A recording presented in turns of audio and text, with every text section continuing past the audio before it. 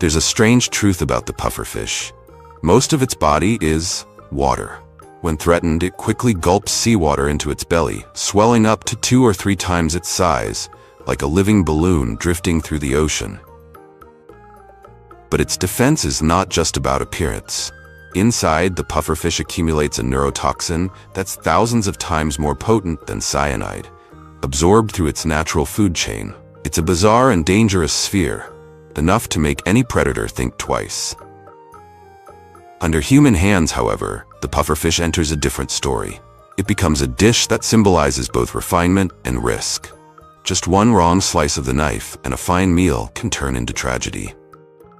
Yet in Japan, people still eat pufferfish as a way to test their own limits. Every year, over 10,000 tons are consumed, served in sashimi slices so thin they're almost transparent, a moment where taste and nerve face an invisible challenge. Out in the wild, the pufferfish plays a completely different role. Pods of dolphins don't hunt pufferfish for survival, they do it for pleasure. They pass the fish around, carefully provoking it to puff up and release just enough tetrodotoxin to trigger a light, trance-like high. For dolphins, it's like a little recreational game in the middle of the vast ocean.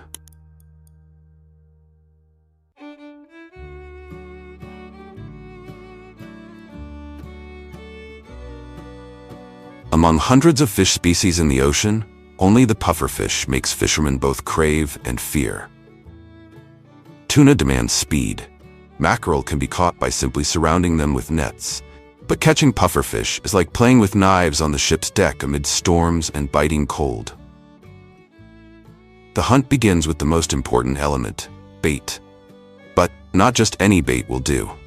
Fishermen must use mackerel they catch themselves, carefully cleaned, cut into neat small squares, and salted to preserve freshness. Because if the mackerel's oil spoils, the pufferfish will turn away.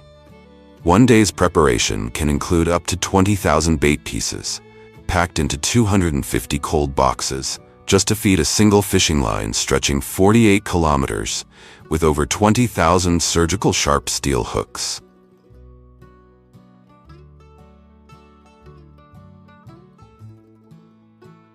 Once the bait is ready, the lines are cast into the sea. Tens of thousands of hooks sinking like an invisible net beneath the waves. But the risks start here. A strong wind can shift the lines, or a lost marker buoy can mean losing hundreds of hooks, worth thousands of dollars, swept away by the sea. Many fishermen have gone bankrupt because of a sudden storm. So why do they still risk fishing pufferfish? Simply because, if lucky, a single season can change their lives. Pufferfish meat is one of the most luxurious dishes, hunted in high-end restaurants in Japan and Korea. Its flesh is sweet, tender, and snowy white, but one wrong cut can expose deadly toxic organs. Fishing for pufferfish is not just a job, it's a gamble with the ocean, where the line between failure and fortune is just one pull away.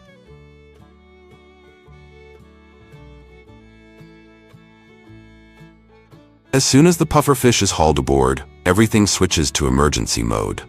The fish is processed and frozen immediately on the boat at -40 degrees Celsius, because even a delay of a few hours can cause the meat to discolor, lose freshness, and plummet in value. Each fish is carefully packed into 10-kilogram boxes, layered in the freezer compartment like artificial ice amidst the ocean. For the fishermen, the freezer hold is a floating safe. The vault, safeguarding the hard-earned rewards of days spent gambling their lives with the deep sea.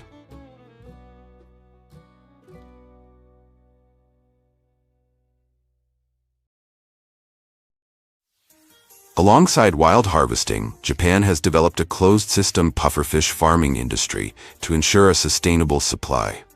This is an exceptionally sensitive sector. Only licensed farms are permitted to raise pufferfish because these fish are not just food, but creatures carrying dangerous toxins. The process begins with one of the most critical steps, artificial fertilization. During breeding season, farmers gently stroke the fish's belly to collect eggs and sperm, a task that seems simple but is actually an art, as even a slight mistake can shock and kill the fish instantly. Fertilized eggs are transferred into separate incubation tanks, where water temperature and cleanliness are tightly controlled every hour. In colder water, eggs take up to a week to develop. In warmer water, only 3 to 4 days. But the risk of fry mortality rises exponentially. The entire process is kept as closely guarded as a national secret, because in the world of pufferfish, whoever holds the breeding formula holds the key to a billion-dollar industry. Raising pufferfish isn't just fish farming, it's a high-stakes mental game with one of the ocean's most sensitive creatures. Feeding them isn't as simple as tossing food into the water. It's a precise ritual demanding absolute accuracy. Unlike tilapia or sea bass, species that'll eat just about anything tossed into their tanks, pufferfish are incredibly picky eaters. Their diet resembles a gourmet meal. Fresh mackerel cut into small pieces, lightly prepared live shrimp, and sometimes high-protein formulated feed, all measured to the exact gram. At certain stages, pufferfish even consume small goldfish, live shrimp, or marine worms, delicacies specially chosen to stimulate their natural hunting instincts. Young pufferfish are raised indoors in closed environments. As they grow, they're transferred to outdoor tanks or sea cages where they swim freely, but under strict supervision. The difference lies in how close they are to nature, but wherever they are, farmers must engage in a chess match of wits with one of the ocean's deadliest fish.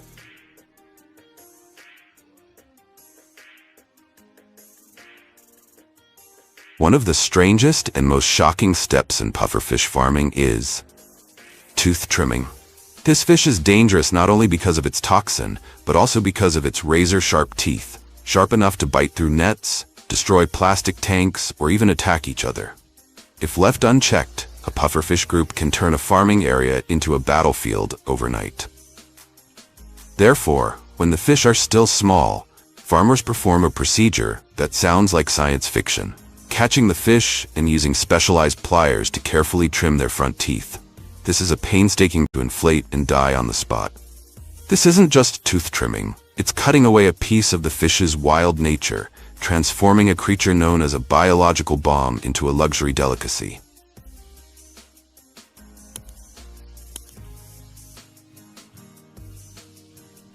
After about 18 to 24 months of nurturing, the pufferfish reaches market size, typically measuring 30 to 40 centimeters in length and weighing between 1 to 1.5 kilograms. At this stage, its smooth, shiny skin, creamy white belly, and distinctive bulging eyes signal that it's ready for harvest.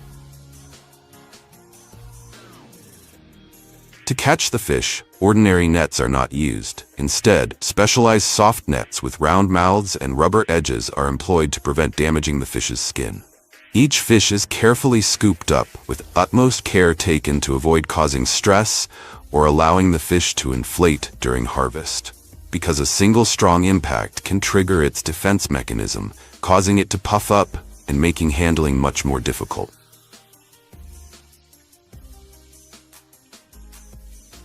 After being carefully scooped up, the pufferfish are brought ashore for sorting, according to very strict standards. Fish measuring around 40 centimeters in length, weighing between 1 to 1.5 kilograms, and in perfect health, are carefully selected. These premium specimens are often put up for public auction at very high prices. Exceptional quality pufferfish can sell for thousands of dollars per fish, especially larger, healthier individuals with clear provenance. Typically, high-end restaurants or reputable distributors purchase these fish directly to ensure fresh, safe ingredients for serving exquisite and costly sashimi or fugu dishes.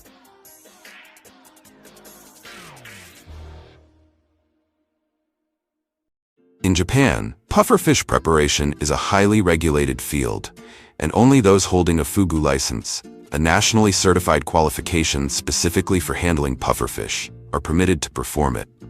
To obtain this license, chefs must undergo years of training and pass an extremely rigorous examination that includes practical tests on filleting techniques, identifying toxic organs, and ensuring safe handling. Before entering the delicate preparation stage, where a single wrong cut could be fatal, many Japanese chefs follow a ritual that may sound unusual, feeding the pufferfish carrots and chili peppers. Carrots serve not just as food, but as a key cleanser for the fish's digestive system, helping to flush out impurities from the intestines and minimize risks during dissection. Chili peppers act as a natural anesthetic, calming the fish and preventing it from puffing up, a reflex that could turn the entire process into a disaster.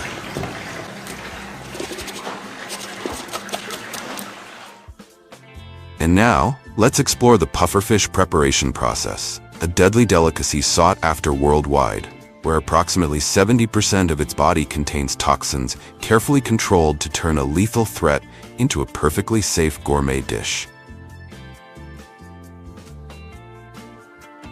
The process begins with a gentle incision on the fish's head, a crucial step that helps to paralyze the fish, reduce stress, and prevent it from inflating suddenly during handling.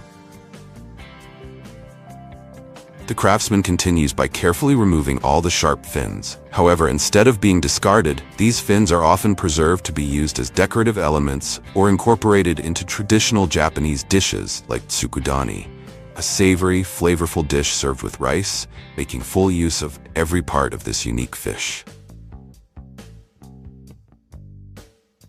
Immediately after, the mouth is carefully removed because the fish's salivary glands also contain toxins.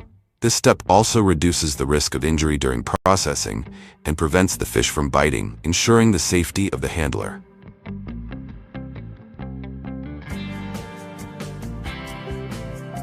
Next, the craftsman skillfully removes the fish's skin with swift and precise movements to preserve the meat underneath. Since the skin also contains potent toxins, careful removal is essential to ensure absolute safety.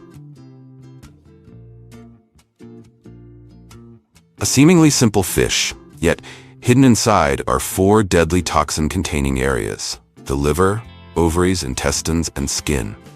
Even a small piece of these organs contaminating the meat can turn the dish into poison. Therefore, the pufferfish preparation process is carried out almost like microsurgery, where every cut must be absolutely precise. Importantly, pufferfish internal organs are not discarded as ordinary waste. They must be collected, sealed as high-level hazardous material, and disposed of according to strict procedures. Every year, Shimonoseki processes over 3,000 tons of pufferfish, generating hundreds of millions of dollars for the luxury food industry. This is not just a dish, it represents the delicate boundary between culinary excellence and life-threatening risk. Behind each paper-thin slice of sashimi, nearly translucent, lies a complex chain of steps where mistakes are almost impossible to afford.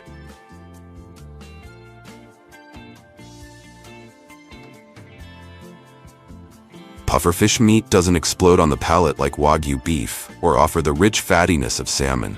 Instead, it carries a different kind of delicacy, chewy, crisp, and refreshingly light, leaving a cool, clean finish on the tongue, as if you're tasting a slice of the ocean freshly cut at dawn.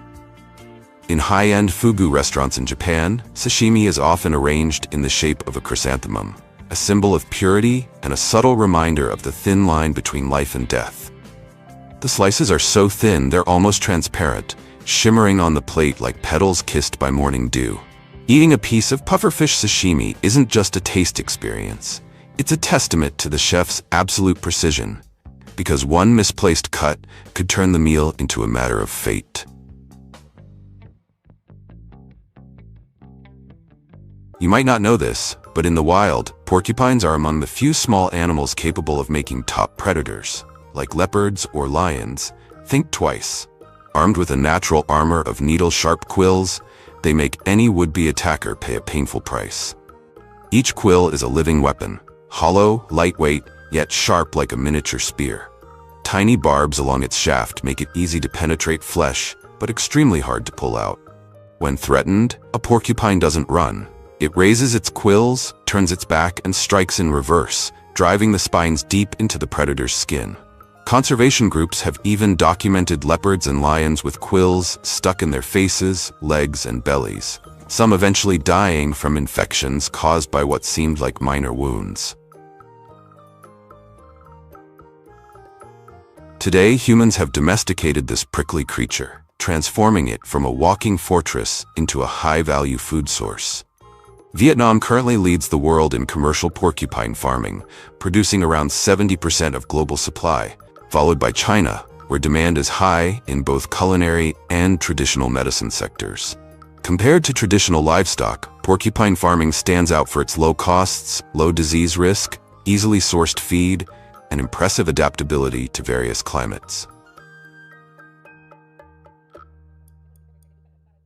Right now, join us as we explore the world of porcupine farms, where humans are turning nature's sharpest defenses into a promising economic opportunity.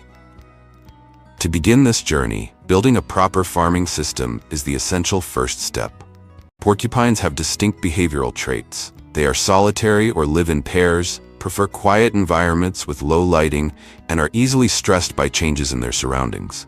During the day, they tend to stay hidden and only emerge to forage at night. Notably, their powerful digging ability allows them to escape easily if enclosures are not properly designed.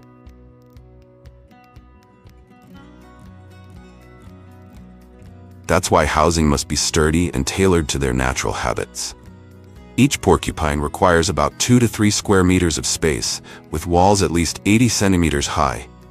The floor should be made of concrete or tiles, with a steel mesh underneath to prevent burrowing. The area should be well ventilated, protected from rain and sun, kept at a stable temperature between 22 degrees Celsius and 30 degrees Celsius, and shielded from strong light or loud noise.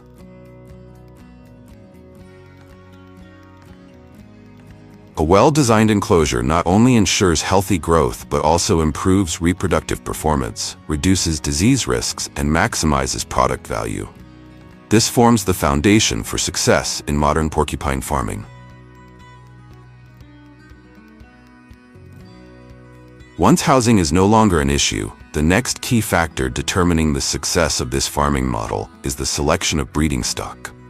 Breeding porcupines must be healthy, purebred, disease-free, and physically balanced, with evenly grown, glossy quills and no patchy hair loss.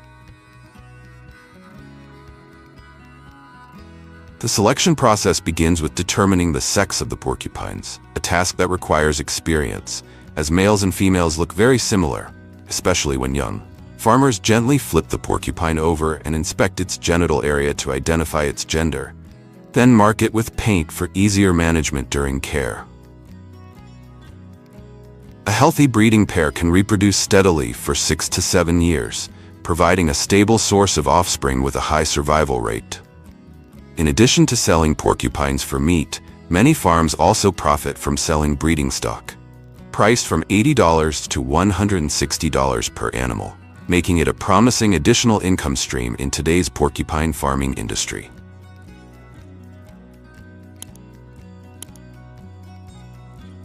After selecting a healthy breeding pair, the male and female porcupines are placed in the same enclosure to begin the mating process. But here's a question you might not expect. How does a porcupine manage to mate with a back covered in sharp quills? That's where things get interesting. When the female is ready to mate, she flattens her quills, revealing a smooth area just below the tail. This allows the male to approach without injury.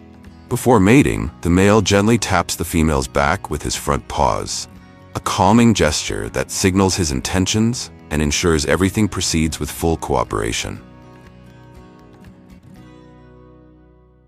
In both culinary and traditional medicine sectors.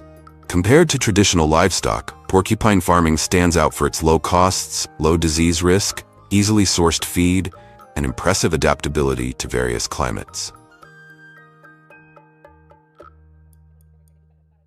Right now, join us as we explore the world of porcupine farms, where humans are turning nature's sharpest defenses into a promising economic opportunity. To begin this journey, building a proper farming system is the essential first step. Porcupines have distinct behavioral traits. They are solitary or live in pairs, prefer quiet environments with low lighting, and are easily stressed by changes in their surroundings. During the day, they tend to stay hidden and only emerge to forage at night. Notably, their powerful digging ability allows them to escape easily if enclosures are not properly designed.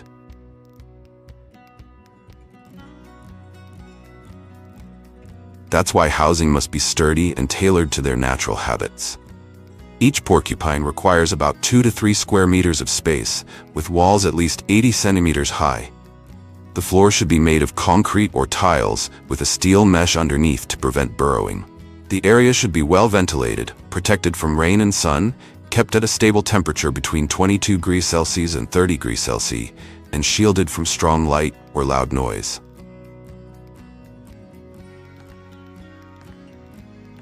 A well-designed enclosure not only ensures healthy growth but also improves reproductive performance, reduces disease risks, and maximizes product value. This forms the foundation for success in modern porcupine farming.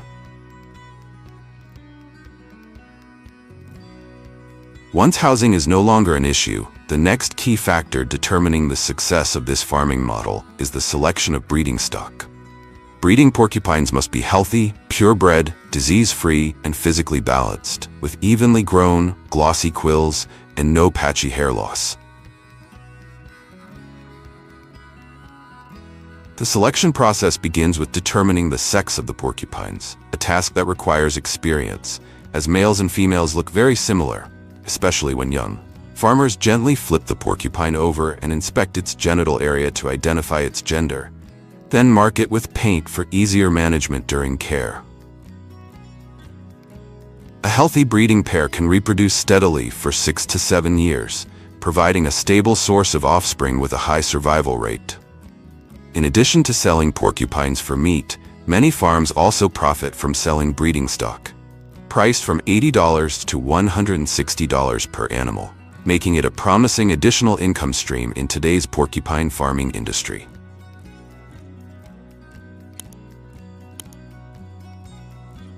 After selecting a healthy breeding pair, the male and female porcupines are placed in the same enclosure to begin the mating process. But here's a question you might not expect. How does a porcupine manage to mate with a back covered in sharp quills? That's where things get interesting. When the female is ready to mate, she flattens her quills, revealing a smooth area just below the tail. This allows the male to approach without injury. Before mating, the male gently taps the female's back with his front paws, a calming gesture that signals his intentions and ensures everything proceeds with full cooperation.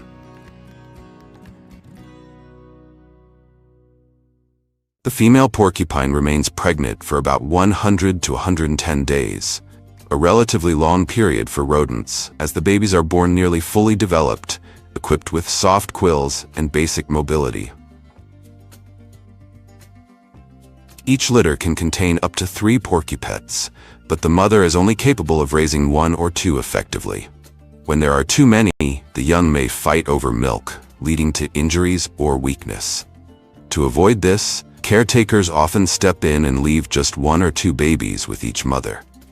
The remaining ones are transferred to other females with fewer offspring, ensuring that every porcupet receives proper care and nutrition. During the first few months of life, baby porcupines rely entirely on their mother's milk for growth. This is a critical stage that determines their immunity and overall development rate. Throughout this nursing period, the mother and her young are kept together in the same enclosure. Farmers must monitor them closely to ensure the babies are feeding properly, not being pushed aside, and have safe access to the mother's milk. The living space must be kept dry, clean, and draft-free to minimize the risk of illness. At around 2 months of age, the young begin developing hardened teeth and gradually transition to solid food. This is also the ideal time to wean them, moving them into a separate enclosure to begin the next phase of growth in the commercial farming cycle. After being weaned, young porcupines are moved to separate enclosures for continued care. At this stage, their diet shifts completely from mother's milk to solid food. Porcupines are easy to raise and not picky eaters. They can consume a wide variety of plant-based foods, ranging from vegetables, grasses, and leaves to sweet potatoes, cassava, pumpkins, and corn. In captivity, they can even eat leftover rice, bread, or food scraps. Thanks to this omnivorous nature, feeding porcupines is both simple and cost-effective. Farmers can make full use of agricultural byproducts and leftover food, reducing production costs while still ensuring healthy growth and timely weight gain for market. Notably, porcupines only need to be fed once a day, at night, when they're most active. This feeding routine aligns with their natural habits and helps farmers save considerable time and effort in daily care. Although porcupines are not picky eaters, they have relatively high standards when it comes to their living environment. A well-built, airy, and quiet enclosure is still not enough. The most critical factor is cleanliness. Porcupines are highly sensitive to dirty surroundings. If their enclosures are damp or accumulate waste and leftover food over time, they are prone to digestive issues, skin fungi, or external parasites. To prevent this, farmers must clean the enclosures daily, hosing down the floors and thoroughly removing all waste. In addition, porcupines are bathed regularly with clean water. This not only keeps them hygienic and reduces the risk of bacterial growth, but also helps cool their bodies, providing relaxation and reducing stress.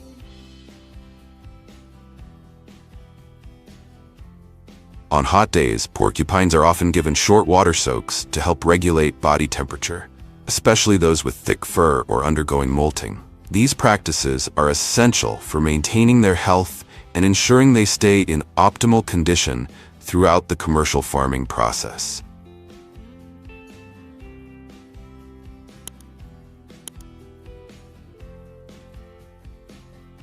After at least 8 to 10 months of care, once a porcupine reaches a weight of 7 to 12 kilograms, it is ready for harvesting and sale. Commercial porcupines are typically sold to specialty restaurants, premium food processing facilities, or exported to markets with legal demand for farm-raised wildlife.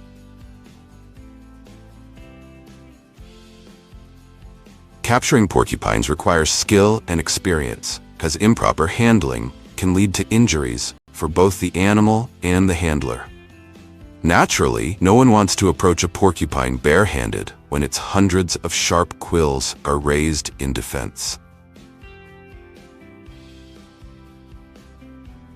At this stage, specialized metal or plastic cages become essential tools. Farmers gently place the cage into the enclosure, positioning the opening toward the porcupine. By carefully guiding the animal toward a corner, they leave it with no option but to walk into the cage on its own. Once secured inside, the porcupine is weighed and then placed into a transport sack before being delivered to restaurants or processing facilities. The porcupine processing begins with basic preliminary steps, similar to handling poultry such as chickens or ducks. First, all sharp quills are removed and the skin is thoroughly cleaned. The clean white carcass is then fire-seared to eliminate odors and firm up the meat. This step is essential to preserve the meat's natural sweetness, prevent any gaminess, and retain an appealing color during cooking. Next, the carcass is chopped into smaller pieces, ready to be used in a variety of dishes.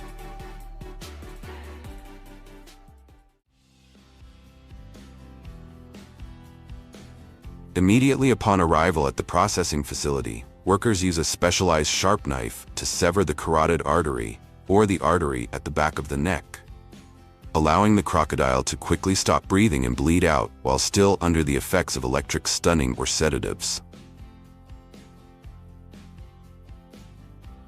Immediately after bleeding and washing are completed, the crocodile carcass is transferred to the skinning area, a highly critical stage handled by skilled workers, as it involves the most economically valuable part of the animal.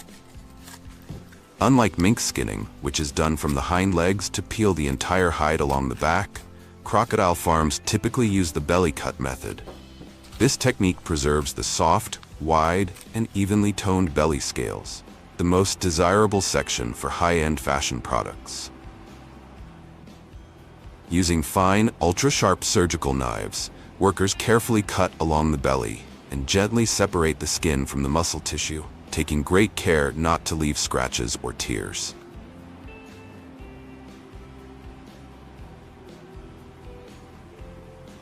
A flawless crocodile hide can measure between 40 to 60 inches in length and fetch anywhere from $300 to over $10,000 a piece, depending on its size and quality. Before entering the leather processing phase, the remaining crocodile carcass is moved to the meat butchering section. At this stage, the animal is securely positioned on a stainless steel cutting table, and skilled workers carefully separate the major muscle groups, including the tail, back, flanks, and neck, one section at a time. The tail, in particular, is highly prized, making up nearly 50% of the total marketable meat. It's considered the finest cut, known for its white, lean, protein-rich texture, and is often featured in local delicacies or served at upscale restaurants. One of the most crucial steps that determines up to 80% of a crocodile hide's commercial value is the initial preservation phase, designed to maintain its quality and prepare it for advanced tanning processes. After being thoroughly cleaned with high-pressure cold water and meticulously scraped to remove any remaining debris, fat, or connective tissue, the hide undergoes either dry salting or deep freezing at 18 degrees Celsius to 25 degrees, especially when the tannery is not located near the farm.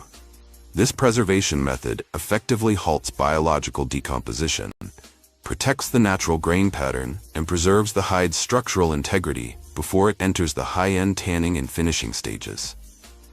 Finally, before being sent to the tannery, the hides are manually graded based on criteria such as size, thickness, belly scale uniformity, and the presence of flaws. Next, the high-quality crocodile hides enter the intensive tanning process, a series of carefully controlled steps that can take anywhere from between 5 and 21 days, requiring advanced techniques and strict oversight. The hides are first soaked in chemical or bioenzyme solutions to relax the collagen fiber structure. Then comes the actual tanning stage, where agents like chrome or natural tannins are infused into the leather to prevent biological decay, enhance durability, and improve water resistance.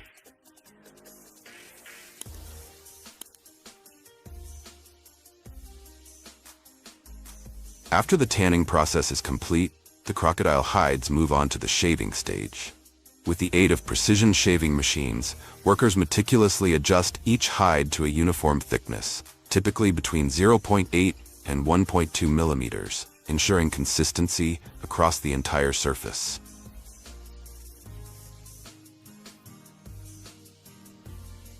Next, the most experienced workers, with sharp eyes and steady hands, manually inspect and sort the hides.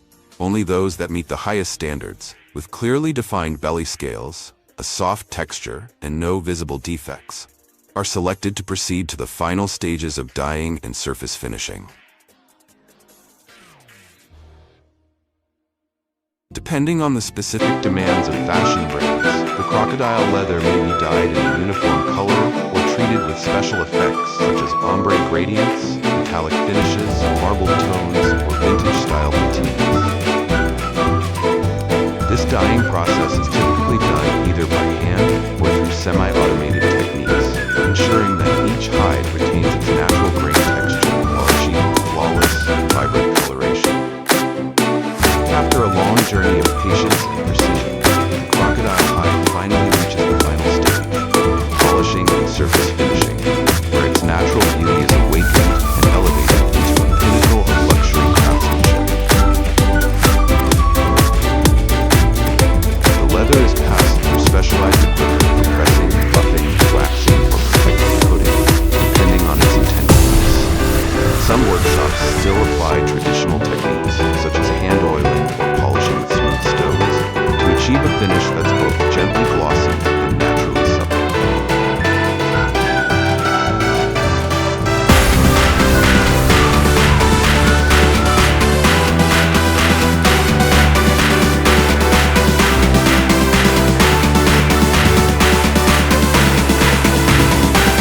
At last, each hide undergoes a